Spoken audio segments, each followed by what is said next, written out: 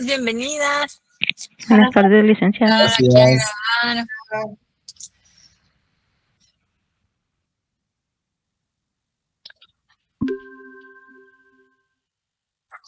Bueno, buenas tardes a todos y a todas, ya estamos grabando. Hoy vamos a ver 2 capítulos ya para llegar a contenido del primer parcial, ¿verdad? Entonces, vamos a empezar con el capítulo número 8, que se llama Algo sobre repartimientos, y luego vamos a ver el capítulo sobre política agraria. El capítulo sobre repartimientos está en la página 99. Bueno, vamos a ampliar la diapositiva.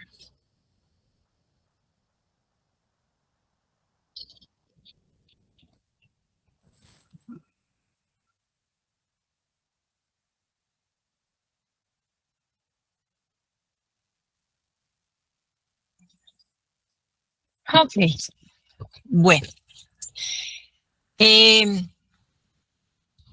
Híjole, yo tengo apagada la cámara esta.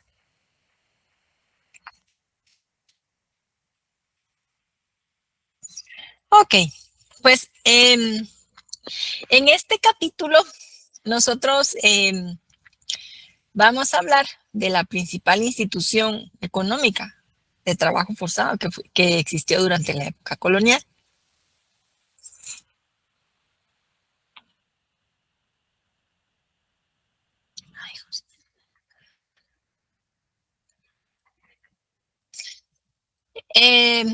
Como ustedes recordarán, los jefes de las expediciones estaban facultados, ¿verdad?, para agarrar tierras, para repartírselas a su tripulación y también para asignarse grupos de indígenas para que les trabajaran, ¿verdad? Eso pues les habían autorizado los reyes en las capitulaciones, ¿verdad? El contrato que habían firmado. Entonces, cuando ya se había consumado, ¿verdad?, la conquista, o bueno, cuando está ejecutándose, ¿verdad?, surgieron 2 tipos de instituciones, ¿verdad?, 2 figuras. Por un lado estaba la encomienda. Recordarán ustedes que pues este proyecto de la conquista, pues los reyes lo habían amarrado con el tema de la evangelización, con el tema religioso, ¿verdad? Entonces,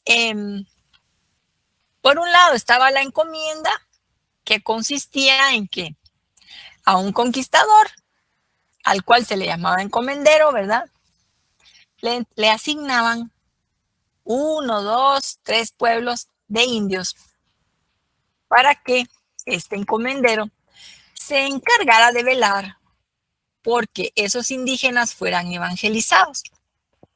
Entonces se le llamaba encomienda.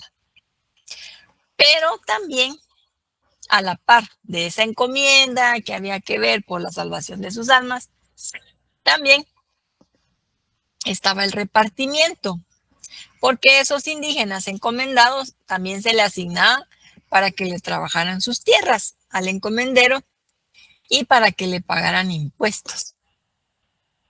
Bueno, entonces esta fue la encomienda, el repartimiento, ¿verdad? Ay, joles.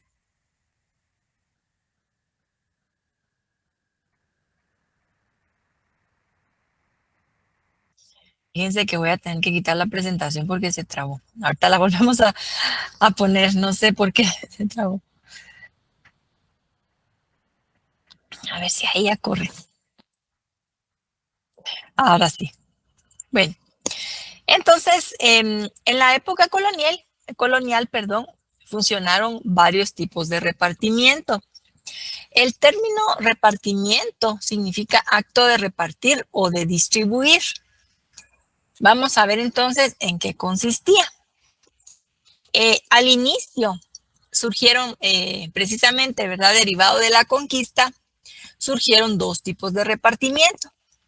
El repartimiento primitivo de indios, que consistía en que unos pueblos eran asignados a los encomenderos para que les fueran a trabajar sus tierras. Obviamente, esos pueblos que fueron encomendados para que,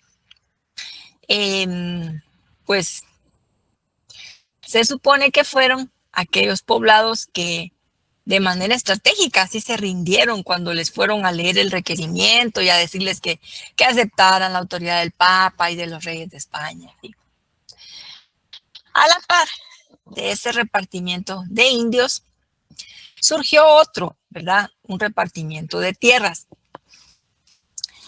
Este repartimiento de tierras fueron las tierras que los españoles agarraron para repartírselas.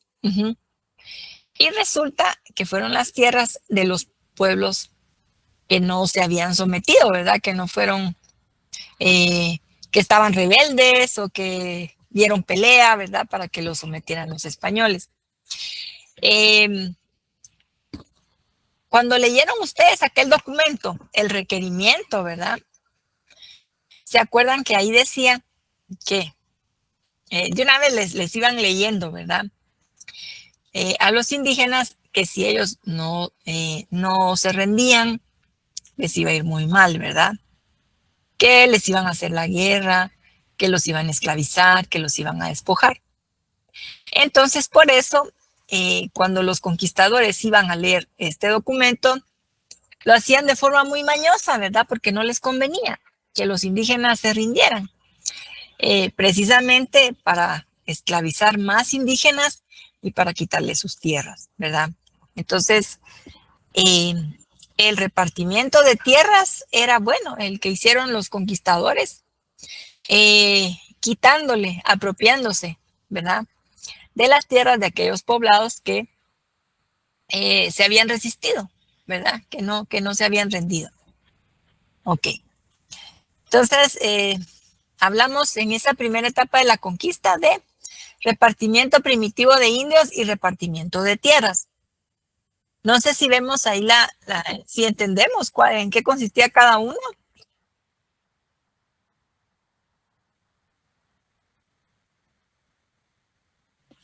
Sí, licenciada. Ah, bueno. Sí, licenciada. Ok, gracias a don Manuel. Bueno, entonces, a raíz de todas las quejas de Fray Bartolomé de las Casas y de otros, ¿verdad? Frailes, dominicos, Carlos V decretó las leyes nuevas en 1542. Realmente tenía poco tiempo, ¿verdad?, de haberse realizado la conquista. Y entonces, en estas leyes nuevas, Carlos V decretó que era abolida la esclavitud de los indígenas, ¿verdad? Asimismo, también decretó que los indígenas ya no tenían que ser encomendados a los españoles y que tampoco les tenían que pagar impuestos, ¿verdad? O sea, el tributo ya no era para los encomenderos, sino que iba a ser para el rey.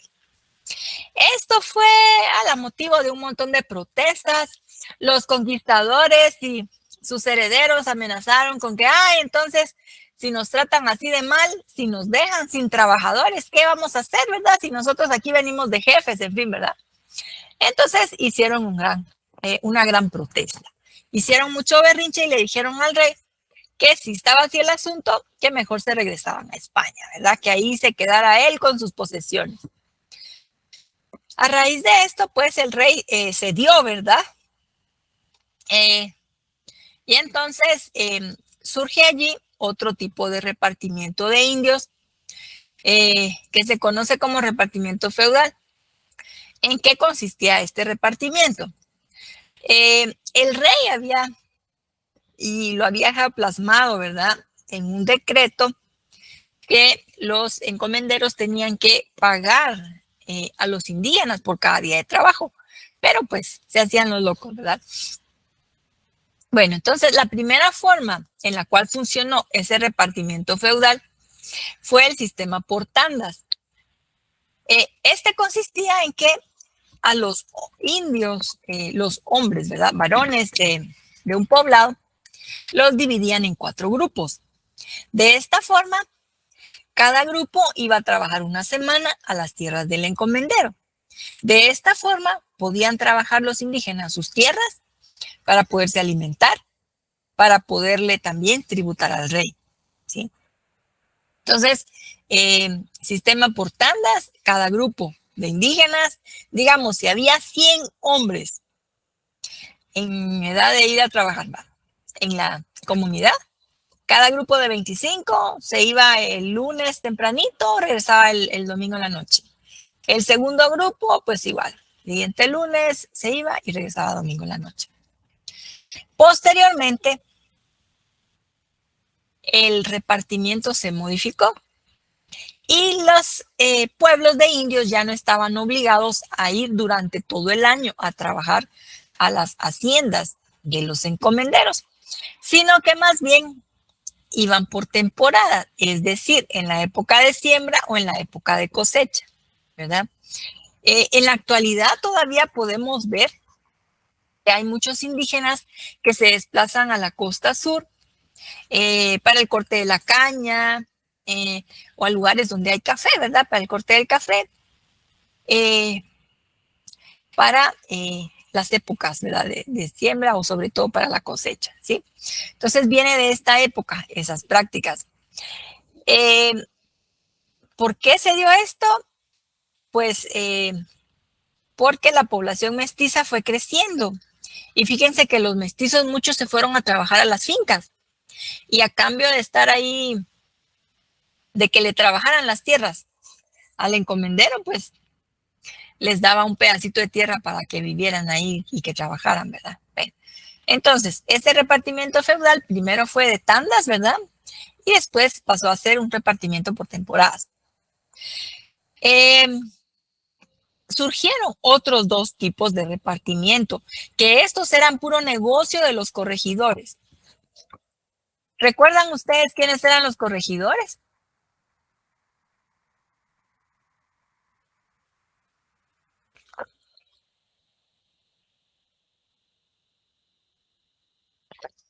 ¿Quiénes eran los corregidores?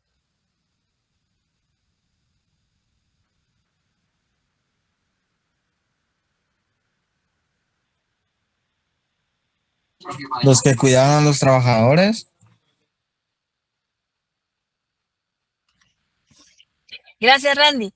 Los corregidores tenían el mandato de cuidar a los indígenas, ¿sí?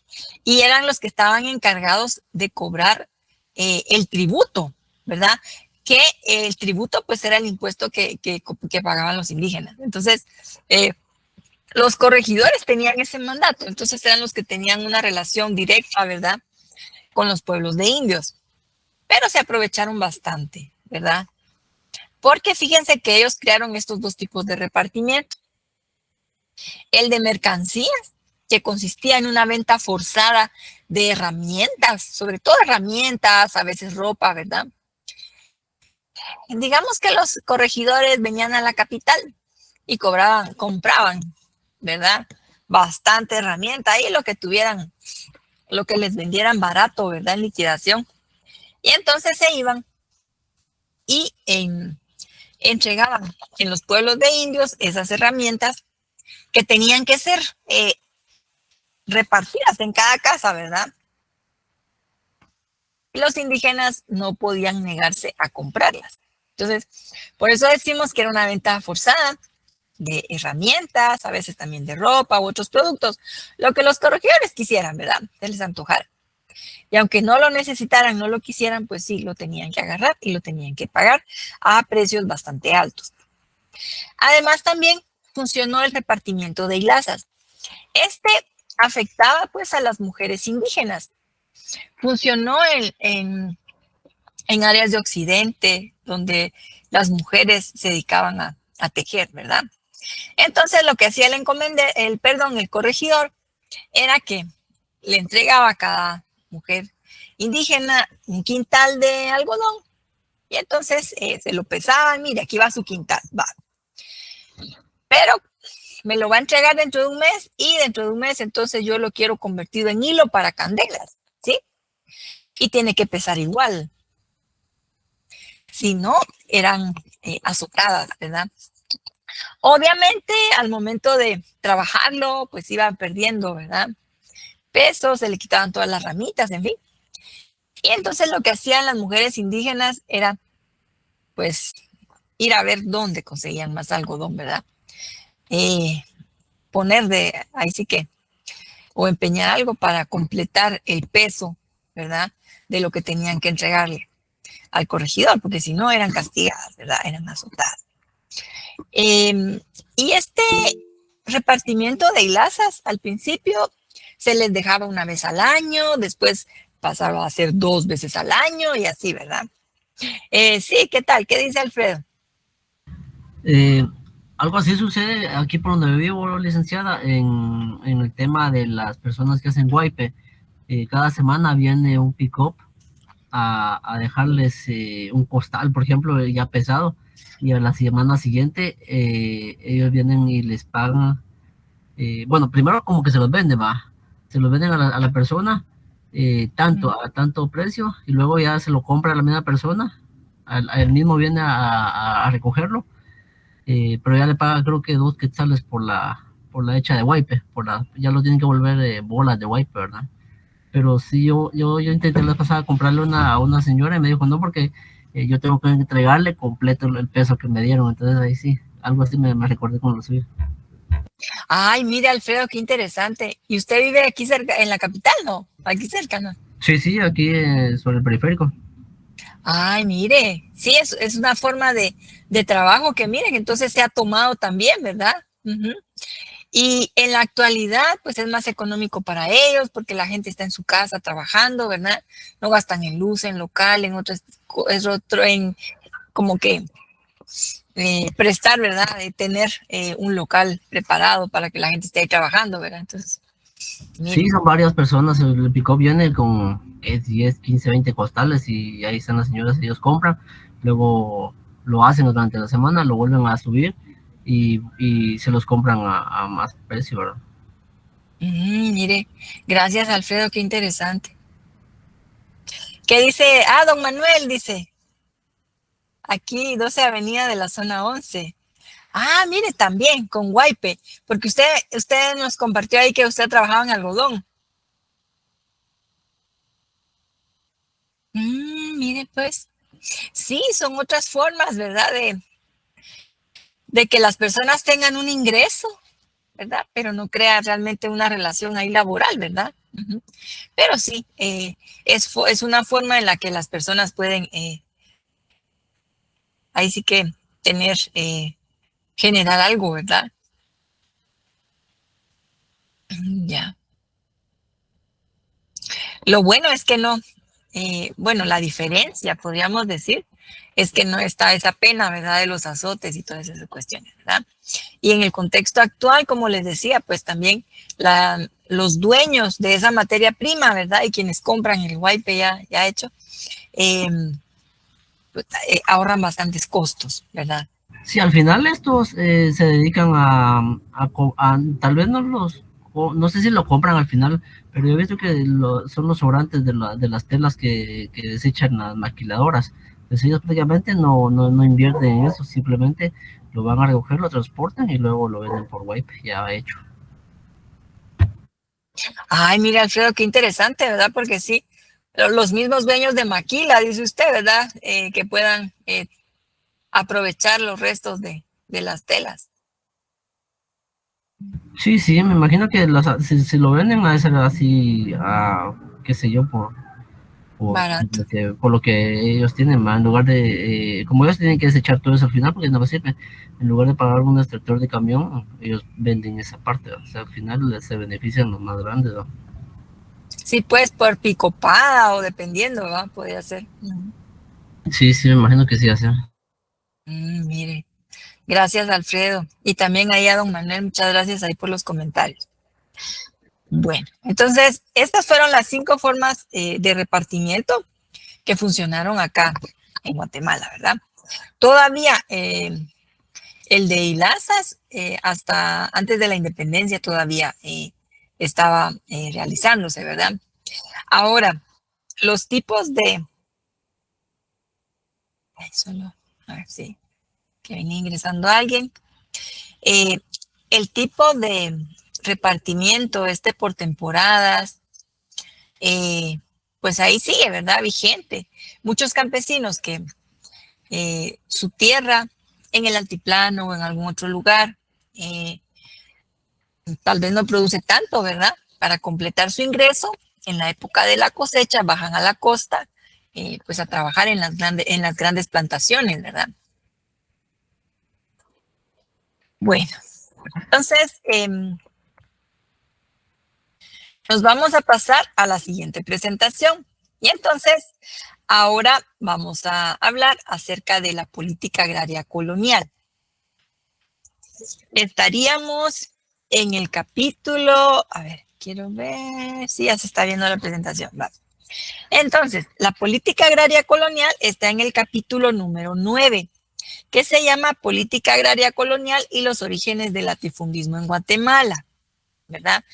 En el libro de este año empieza en la página 115, pero quienes tienen libro de otros años, pues pueden buscar en su índice, ¿verdad? Para ver en qué página inicia. Fíjense que yo les voy poniendo un numerito a mis presentaciones, ¿verdad? Para que ustedes se guíen por el orden de los temas. Realmente no es número de capítulo ¿verdad? Sino que solo para que vayan con la secuencia de los temas. Ahí para que no se me van a confundir. Ven. Entonces, fíjense que el gran Severo Martínez Peláez, ¿verdad? Que es el gran historiador guatemalteco que estudió la época colonial, ¿verdad? Identificó en sus investigaciones que funcionaron 5 principios de política agraria. ¿En qué consiste esto? Cuando hablamos de política agraria, Severo se refiere a las formas que se utilizaban para conceder las tierras, ¿verdad? Y también a quién se le entregaban, ¿verdad? O se le vendían. Entonces, don Severo Martínez nos dice que fueron 5 los principios que funcionaron.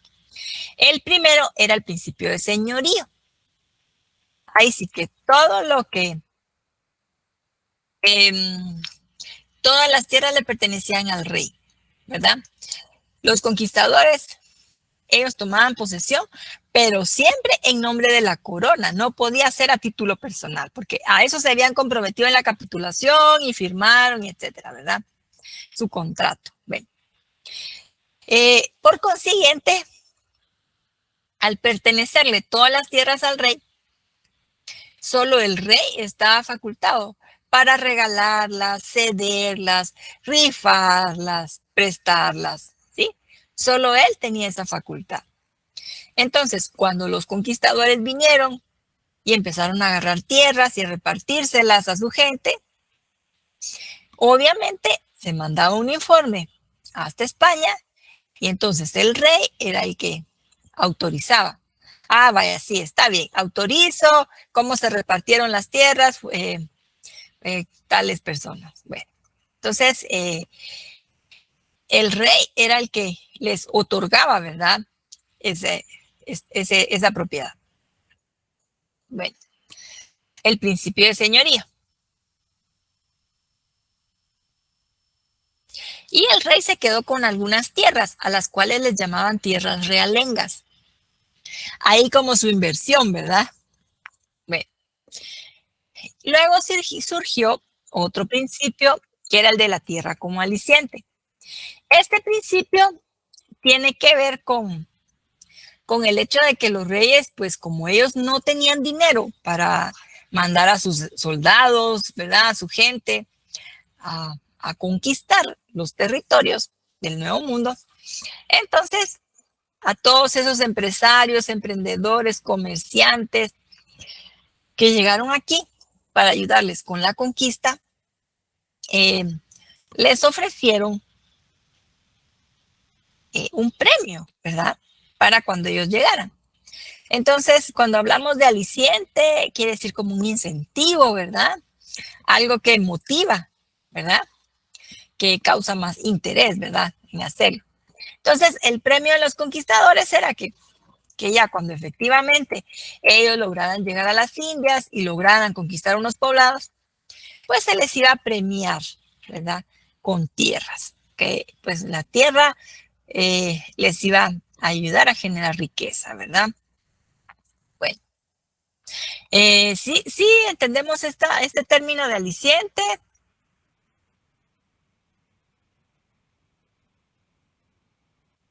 De mi parte, sí, licenciada. Sí, licenciada, gracias. Ok, bueno. Entonces, el siguiente principio que nos dice Severo va a ser el de la tierra como fuente de ingresos para la corona. Entonces, resulta que, como los reyes españoles, después de la conquista, fíjense que ellos se metieron en varias guerras con otros príncipes europeos por cuestiones de religión, ¿verdad? Ya había sido la reforma encabezada por Lutero. Entonces estaban peleando ellos que eran católicos contra los príncipes protestantes. Y en fin, con otras potencias también por algunos territorios. Entonces se quedaron sin dinero, ¿verdad? Las guerras son caras. Y por eso a Felipe II se le ocurrió una gran idea. Pues van a ver ustedes.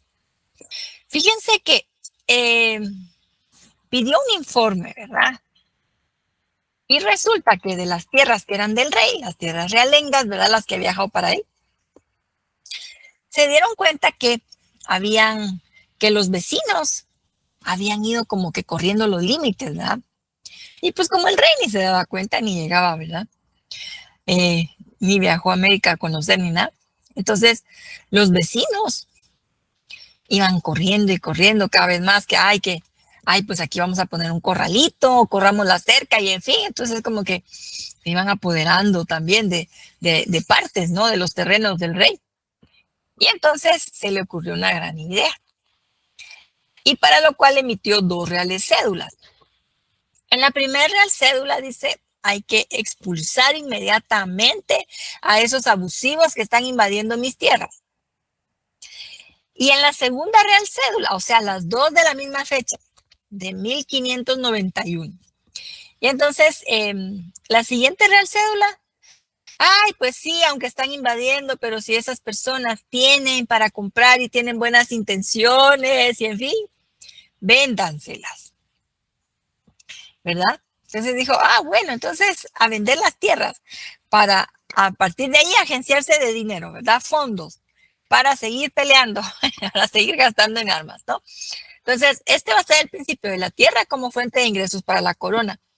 Y entonces, Severo nos dice que este principio contribuyó a que los grandes latifundios que ahora conocemos, las grandes fincas, grandes plantaciones, se fueran surgiendo, ¿verdad? Porque entonces lo que hacían los colonos era eso, invadir para después comprar, ¿sí? Y a este sistema le llama Severo usurpación composición, o sea, invado y después amplío. La composición es agregar, amplío mi terreno, ¿verdad? Porque le estoy comprando ahí los linderos, en fin, otros terrenos vecinos. Ok. El cuarto principio es el que Severo Martínez llamó la preservación de tierras comunales de indios. Fíjense que para los reyes siempre fue importante que los pueblos indígenas tuvieran tierras, ¿sí? Entonces, en muchas reales cédulas, en las mismas leyes nuevas, establecieron que los pueblos de indios tenían que tener tierra. ¿Por qué creen ustedes que les interesaba tanto?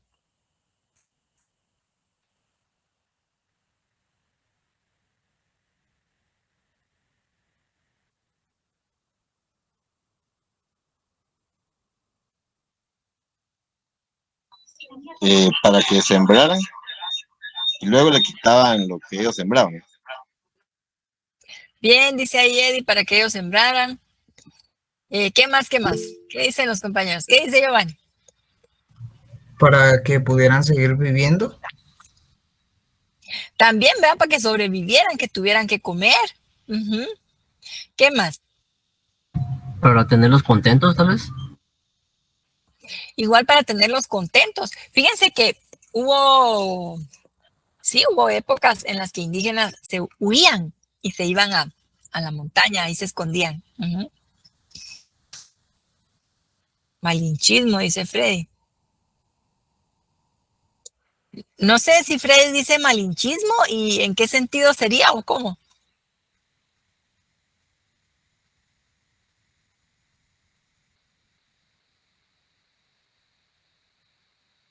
No. En el sentido de darles para tenerlos de cierta forma manipulados. Ok. Para comprarlos, dice Freddy.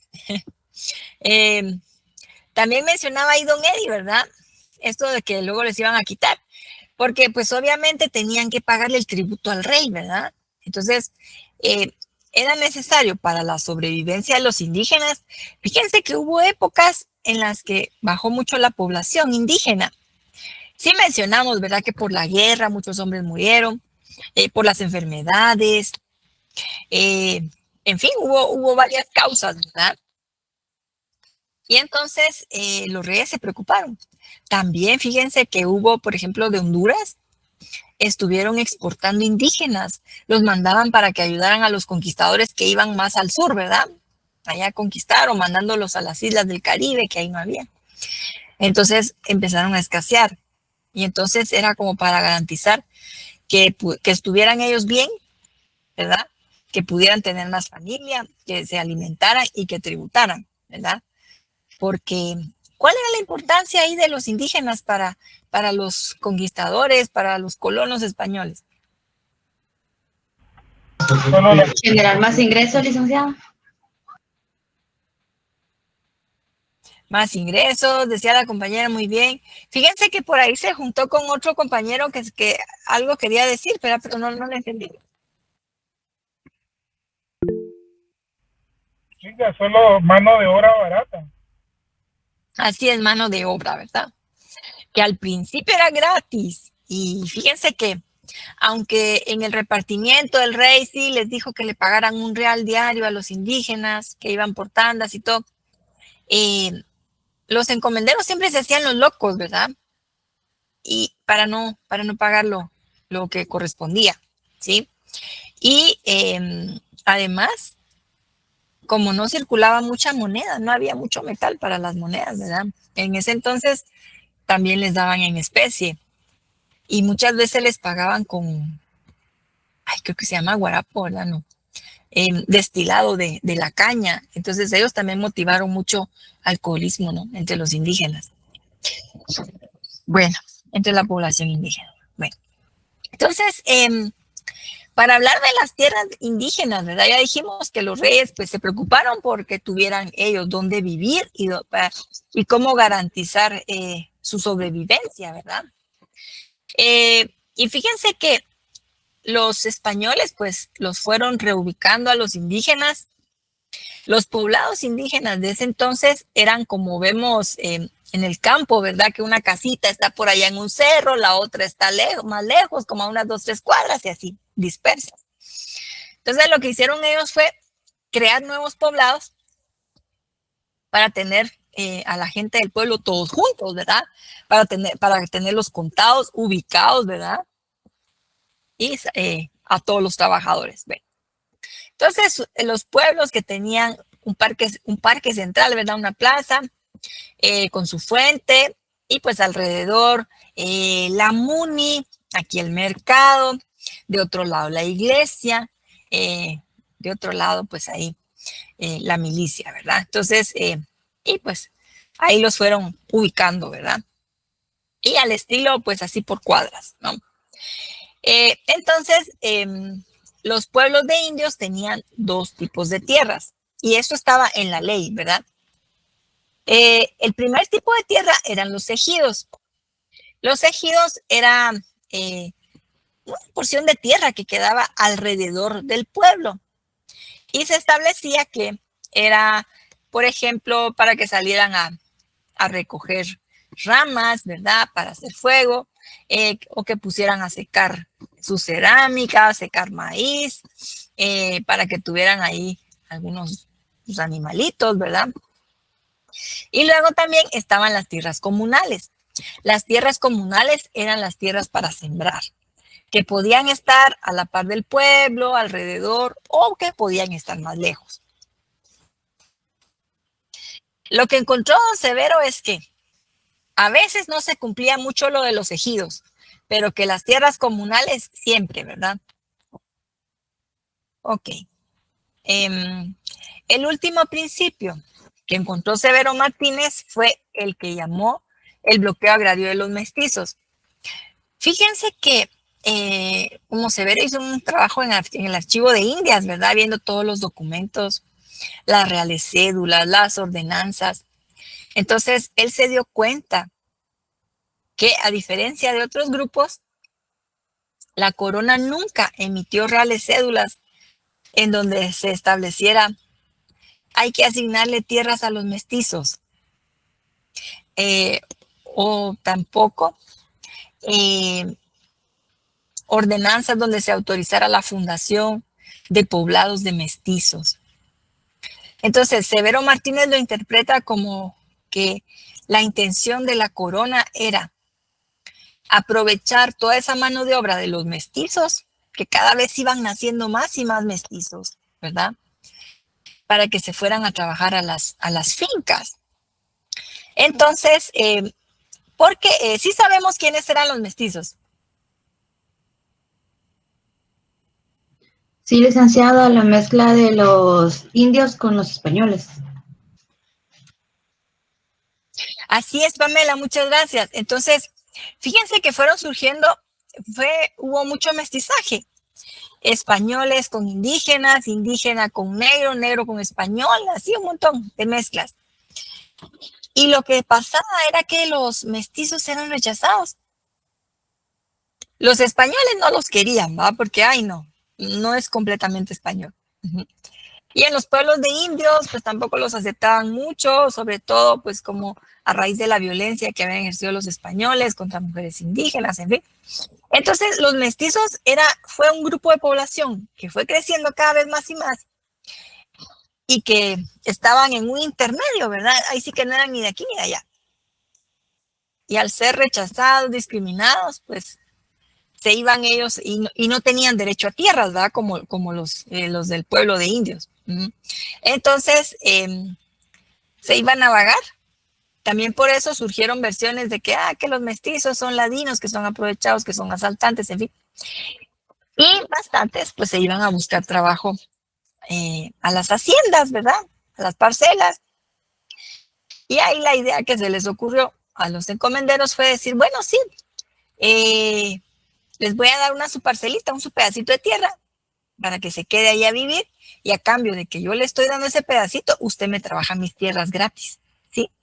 De esa forma se garantizó que tenían trabajadores en la finca durante todo el año. Y por eso también era que a los indígenas solo los molestaron para la época de cosecha, ¿verdad? Que había que contratar más gente, más manos para que que ayudaran y para que no se perdiera la cosecha. Ok, entonces dice Severo, bueno, esa era la intención real de la corona, aprovechar todo esa mano de obra, ¿verdad? De los mestizos para que fueran a beneficiar, ¿verdad? Y a generar más ganancias ahí para los hacendados, ¿verdad?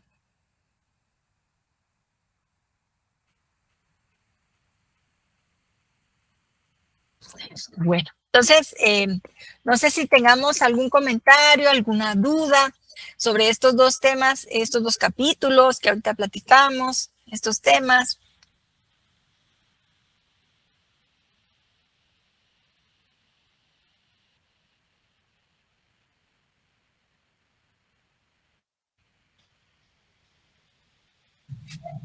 Todo muy claro por mi parte. Gracias, Giovanni. ¿Qué dice Mario David? ¿Qué ahora hace por qué te consume tanto alcohol en Guatemala? Sí, ellos fomentaron mucho el alcoholismo en los pueblos de indios. Y este término, pueblo de indio, es un término que era utilizado por la corona, ¿verdad? En esa época. Ujú. Acordémonos que como Colón pensó que llegó a la India, entonces a los habitantes de aquí les decían indios, ¿verdad? Ujú. Ay, sí, don Rodolfo, a ver, quiero ver si en esta presentación aquí traigo. Ahí les comento que para la próxima clase vamos a tener repaso, ¿verdad? Martes de la próxima semana no tenemos clase porque ese día tienen ustedes examen, ¿verdad? Pero como el viernes no hay examen, el próximo viernes vamos a tener clase y vamos a hacer nuestro repaso, ¿verdad? Ahí para que estén pendientes. Entonces, ¿qué dice Alfredo? Sí, todavía se utiliza ese término. Y aquí en Guatemala también se usa mucho, ¿verdad? De manera peyorativa para insultar, ¿verdad? O para ofender. Ok. Entonces, los temas que vamos a evaluar, ¿verdad? Que es la historia, origen de la población de América, los mayas, los señoríos, carácter de descubrimiento, las bases jurídicas de la colonización, organismos, que es la parte de gobierno y administración, algo sobre repartimientos y política agraria. Entonces, siempre se recuerdan, ¿verdad? Que también viene del libro, de las presentaciones, ¿verdad? Yo les he compartido las grabaciones también. Fíjese, Brenda, que hay que leer del libro y de las diapositivas, ¿verdad? Uh-huh. También hay de sus apuntes. Yo no sé si ustedes llevan apuntes, ¿verdad? Pero en mi época uno siempre iba apuntando las ideas principales, ¿verdad? O si solo se basan en la presentación. Uh-huh. Sí, ¿qué dice Julissa?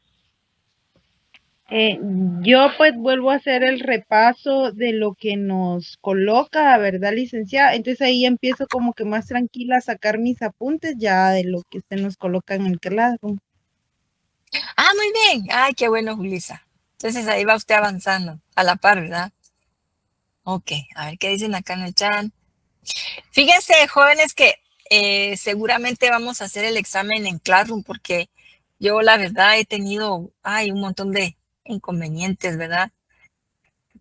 Un montón de cosas que resolver. Entonces, la verdad es que no he podido entrar al Moodle, ¿verdad? Y nos queda poco tiempo. Entonces, el primer parcial va a ser en Classroom, ¿sí?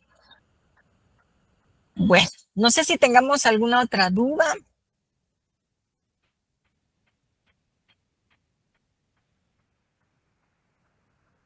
Bueno, pues entonces aquí nos vamos a quedar. El examen, como les decía, llega hasta este capítulo último que vimos, Política Agraria Colonial, ahí para que vayan repasando, que vayan leyendo, estudiando. Y entonces, la próxima semana, el viernes, nos vemos para el repaso, ¿verdad? Muy bien, Gracias, licenciada. licenciada. Gracias. Gracias, licenciada. Feliz noche. Licenciada, feliz noche. Gracias, licenciada. Feliz noche. Gracias,